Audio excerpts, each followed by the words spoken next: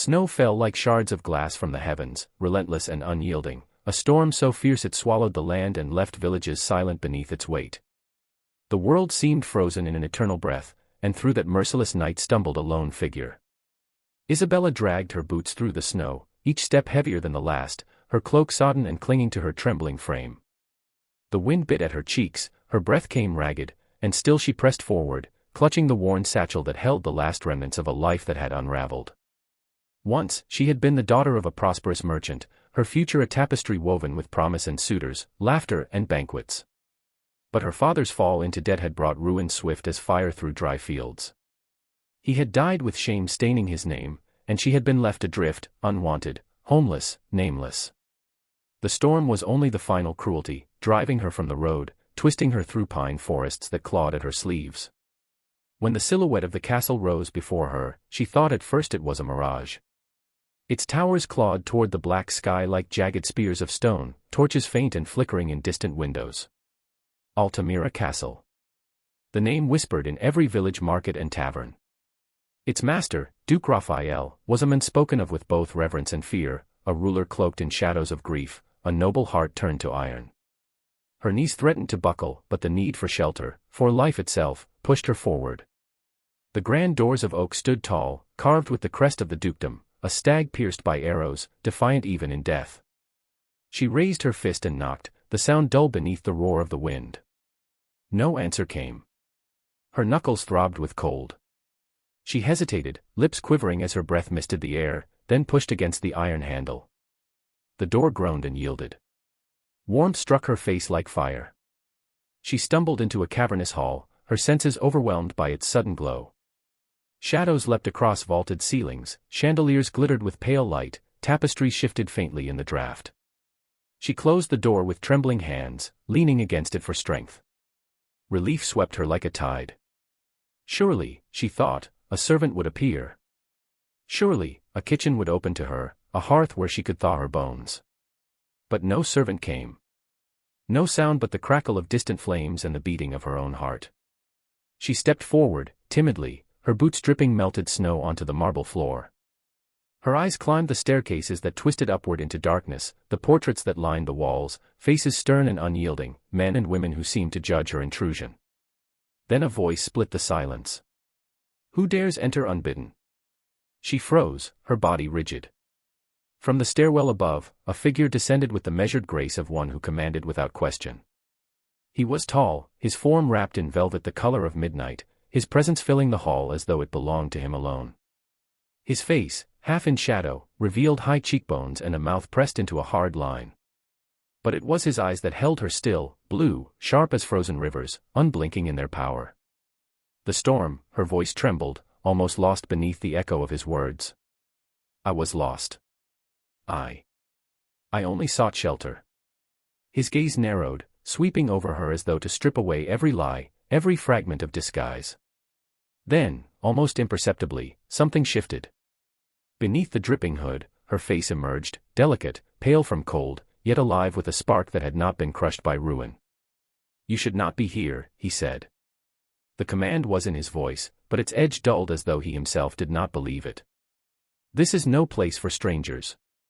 Her lips quivered, but her eyes lifted to his, steady and defiant. Then send me back to the storm. Better the wolves than such a welcome. The air between them grew taut, silence stretching as though the hall itself held its breath.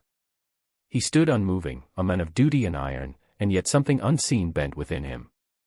Against his own reason, against the fortress he had built around his heart, he stepped forward. His hand extended. Stay, he said quietly. Only for the night.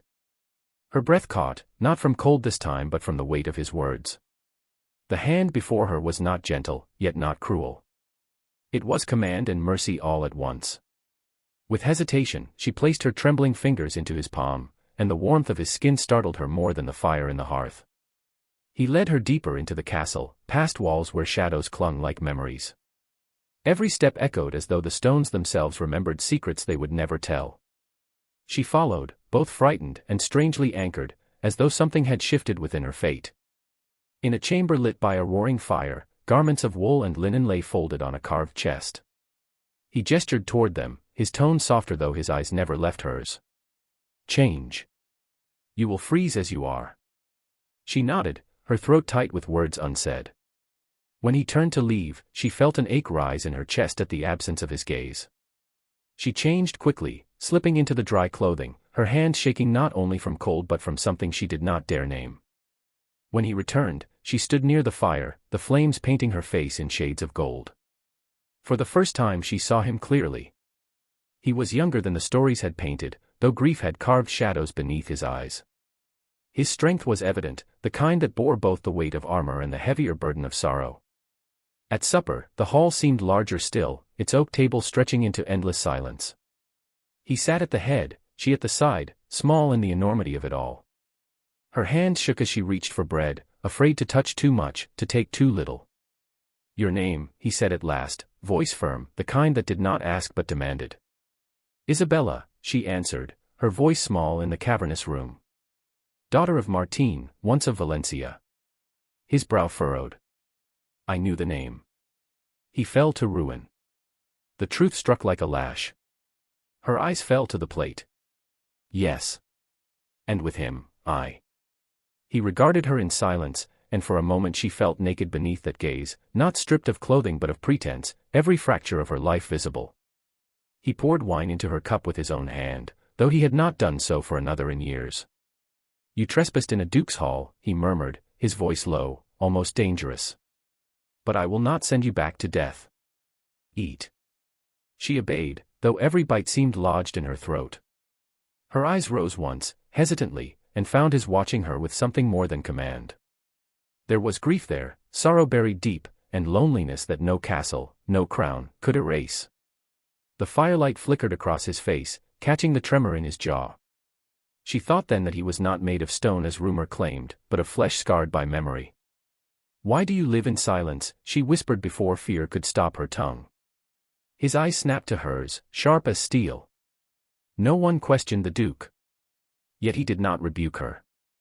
For a long moment he said nothing, and the air between them grew heavy with all he might confess. At last, his voice broke the stillness, low and fractured. Because once I opened a door, he said, and it cost me everything. The words lingered in the chamber long after he fell silent. She wanted to ask more, but the look in his eyes warned her that to press would reopen wounds too deep to heal. That night, as she lay in the warmth of the chamber, she could not close her eyes. The storm raged outside, the wind clawing at shutters, but louder still was the echo of his voice, the sorrow in his eyes. She told herself she would leave at dawn, that this was only chance and mercy. Yet some quiet, dangerous part of her prayed that dawn would never come. Duke Raphael did not speak as he led her, his footfalls sure on stone he had walked 1,000 nights. Isabella followed, numb fingers gathering the hem of borrowed linen, eyes grazing portraits veiled in dust, stern ancestors with falcons and swords, ladies with pearls pressed to throats, a boy holding a wooden horse and staring into a future he never reached. At every window the storm hissed like 1,000 serpents, snow slashed hard and furious, and the glass shivered in its casements as if the castle itself braced against the night. The chamber he gave her smelled of cedar and ash, a fire stacked high and crackling with orange teeth. Dry garments lay folded on a carved chest, a coarse chemise, a woolen gown dyed the soft blue of winter sky, a shawl thick as a shepherd's cloak. He gestured once, barely, as if the movement cost him. Change. Warm yourself. His voice held command because command lived in him, but it did not bruise. It landed somewhere deeper, at the edge of kindness. Alone, she peeled wet cloth from her skin and felt it steam in the new heat, her limbs prickling awake as if small flames had lit along her veins. In the mirror, a tall thing wavy with old glass, she barely recognized the woman shaped by loss and cold. She tucked damp hair behind her ear, the gesture of a girl who used to practice smiles for suitors and now practiced not flinching at doors that closed. When she dressed, the wool embraced her with a tenderness she had not felt in months. She pressed her palms toward the blaze, and in that first honest breath, disbelief swelled inside her, shelter, from the Duke of Altamira, whose name had been a rumor with teeth. He returned before she could decide whether to fear him more than the storm.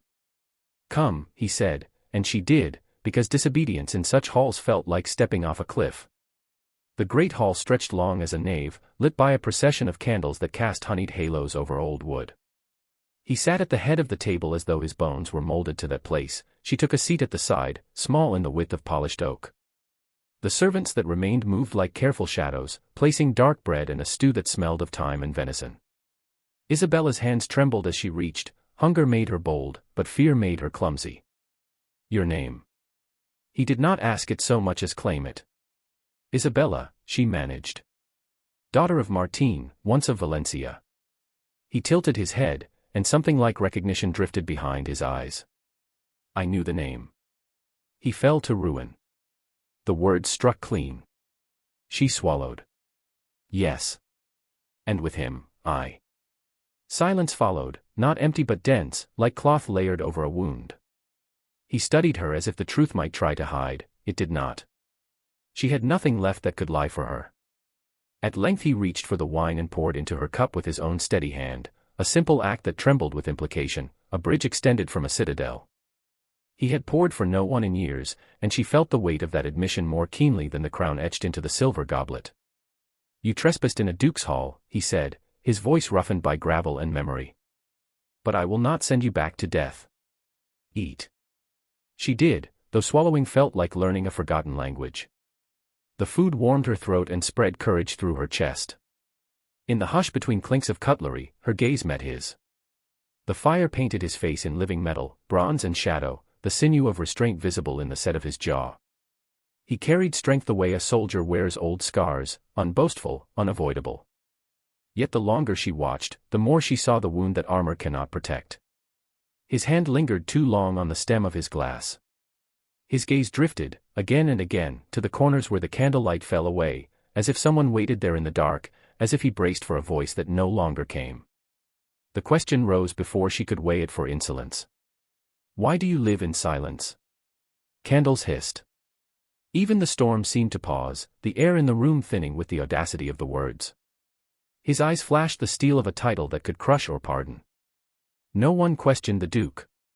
She felt heat rush to her cheeks, but she did not look down. It was not rebellion, it was an ache to understand the thing that had already started to change her fate. For a heartbeat, he said nothing. His stare held hers, the tension taut as a blade drawn halfway. Then the tightness around his mouth eased, not into a smile, but into recognition, as if he had been asked this question long ago and had never dared answer it. "Because once I opened a door," he said, voice low and unadorned, "and it cost me everything." The words were a key turned in a lock she could not see. She felt, rather than heard, the castle receive them, stone remembering the echo of other winter nights. She wanted to ask which door, to whom, and how a man of such iron could be broken by wooden hinges and a threshold. But his gaze changed, not cruel, not cold, simply closed, as if a shutter had fallen to spare him from the sight of a storm that had already wrecked him. They ate in a measured quiet after that, a rhythm formed of unasked questions and unspent confessions. She watched how he touched his knife to the plate and then set it down exactly parallel, how his shoulders remained square even at rest, a man who had learned that vulnerability invites a strike. When the servants cleared the last dish, he rose. She rose, too, without knowing if she had permission. "This castle is older than the families who think they own it," he said, walking the long line of the table. "It remembers hunger and siege. It remembers folly." He paused beneath a portrait of a woman studded with pearls and grief. "It remembers love's price." Her breath hitched. "Does it remember mercy?" His eyes flicked to hers, softer than they had been since the stare. "Not often enough." He offered his arm as one might to a guest of rank, and the strangeness of it made her throat tighten. She placed her fingers lightly upon the velvet, and they moved through corridors where the floor bowed with age, past a chapel with a door left ajar. Inside, a single candle burned as if defying the night with its one small flame. He did not take her in. He did not need to. She understood a man who keeps a candle lit for ghosts. At the door of her chamber he stopped, retreat already shaping his posture. "You are safe here." "From the storm," she said, grateful and unsteady. "And from you." The barest flicker tugged at his mouth, humor, or pain, she could not tell. "I am many things, Señora. None of them are wolves." "Then why do I fear you?" The honesty fell out of her, a bird startled from a branch. "Because you recognize me." He inclined his head, a courtly gesture that somehow felt like surrender. "Rest." His footsteps faded. She stood for a long moment pressing her palm to the wood he had just touched, as if warmth could seep through from the spaces he walked. When she finally lay down, the mattress held her gently, the blanket smelling faintly of lavender and smoke. But sleep stayed distant, a shy animal. The storm worried at the shutters, gusts slid under the door to whisper across the floorboards.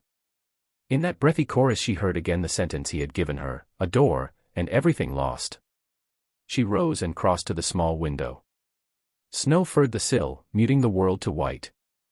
Down in the courtyard a black shape moved, a hound, ears pricked, patrolling the edges of lamplight. It paused and turned its head toward the tower as if listening. A moment later a figure appeared in that same darkness, bareheaded, cloaked against the needles of wind.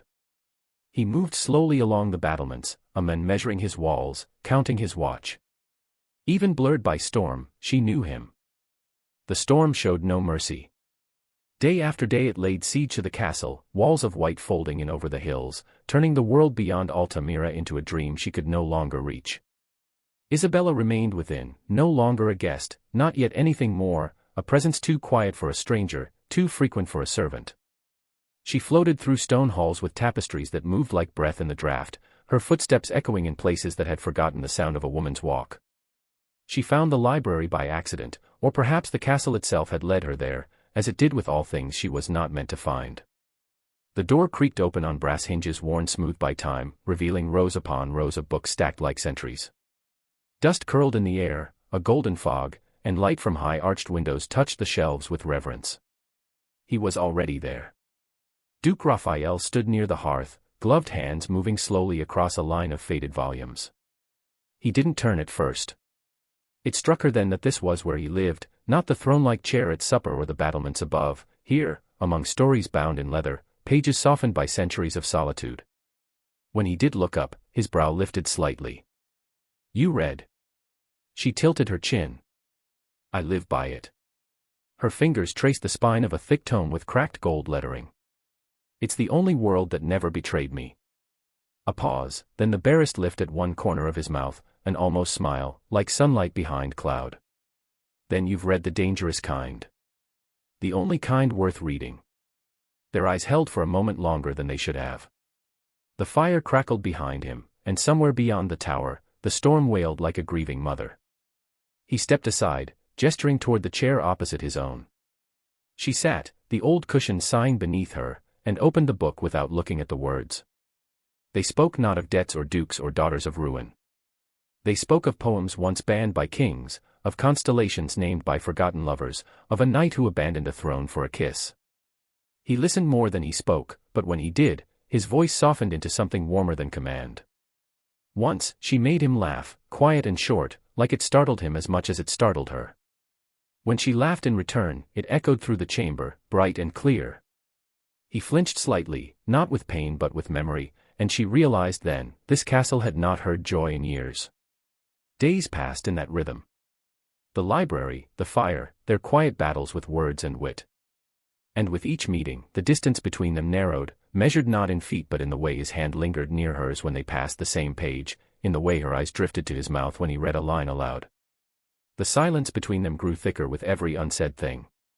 But the castle was not deaf. Servants moved more stiffly when they passed. Whispers slithered behind closed doors.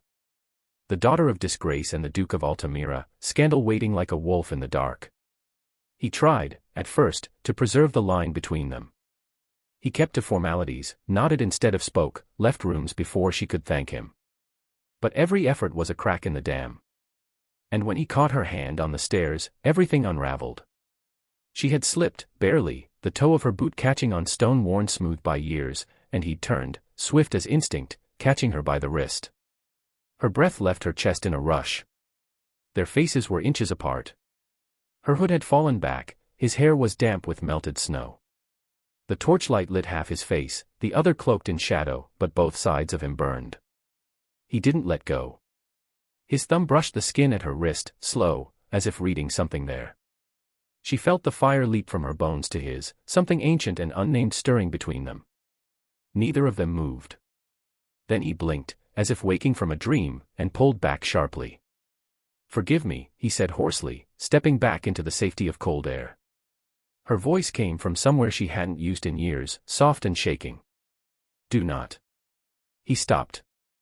I would rather burn in this fire, she whispered, than freeze in the world outside. He stared at her, not with anger, not with confusion, but with the sorrow of a man who had once chosen cold to survive, and now faced the truth that it had never truly kept him safe. They did not speak of it again, not aloud. But their silences changed. At supper, he no longer sat at the distant end of the table, but across from her, close enough that she could feel the warmth radiating off his sleeve. In the corridors, their glances lingered like fingertips. When she passed him in the hall, his breath caught. When he passed her door at night, she lay awake, willing him to knock, praying he would not. One night, a week after the stairwell, she stood by the window in the gallery, the snow a pale ocean beyond the glass. He found her there, wordless, his reflection appearing beside hers in the pane. They did not turn toward each other. He spoke first. I once loved a woman here. She died giving me a son. He died before he could speak. The words hung between them, raw and bloodless. I built walls from that pain. I do not know how to open them again. She reached out, barely brushing the stone ledge, her hand trembling. Then let me knock. This time, when he touched her, it was not accident or instinct. His fingers found her cheek. She closed her eyes. The moment stretched, fragile, forbidden, full of every consequence. Their lips hovered, so near that she could feel the warmth of his breath, smell the faintest trace of wine and pine. Her heart thundered in her chest. His hand trembled against her jaw. But he stopped. Their foreheads touched, and they stood like that, not kissing, not retreating, just breathing the same air, as if to take that final step would collapse everything. His voice was a whisper in the dark. If I love you, I will lose everything again. She whispered back, if you do not, you lose already. But he stepped away, one step, then another, the Duke once more, cloaked in the weight of duty and history. She remained at the window until her legs ached, watching the snow fall like silent ash. Her lips still tingled with the kiss that almost was. Her heart, traitorous thing, had already taken it and hidden it away. By morning, the air in the castle had changed. The walls listened. The doors creaked more slowly. And though the storm still roared outside, within those stone corridors, the fire between them had caught. Quiet, dangerous, and unstoppable. The storm had spent itself at last. Snow blanketed the world in silence, soft and shimmering like the breath of angels. The trees stood motionless beneath their burden, and the wind, once so full of fury, had quieted into reverence. Altamira Castle no longer groaned against the storm but stood solemn, hushed, as if mourning something already gone. Isabella stood at the window of her chamber, staring at the path now visible beyond the courtyard gates. The road was clear. The time had come. Her heart beat slowly, stubbornly, like a clock refusing the hour. She had not seen Raphael since the night their foreheads met and parted with trembling restraint. The fire they had kindled had not gone out, she felt it even now, pulsing just beneath her skin, but it had not been fed. Days passed in separate silences. She dined alone.